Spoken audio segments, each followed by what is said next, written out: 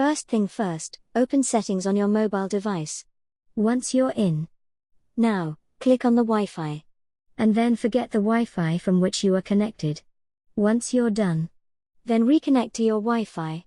After that, go back and scroll down and click on the General. And then scroll down and click on the iPhone storage. Now, find Instagram in the list. When you find it, click on it and then click on the Offload app. Once you're done, now, go back in the General settings and then find Date and Time option. When you find it, click on it. Once you are in, now, toggle on the Set Automatically option. Once you're done, now, close Settings and open App Store on your iPhone.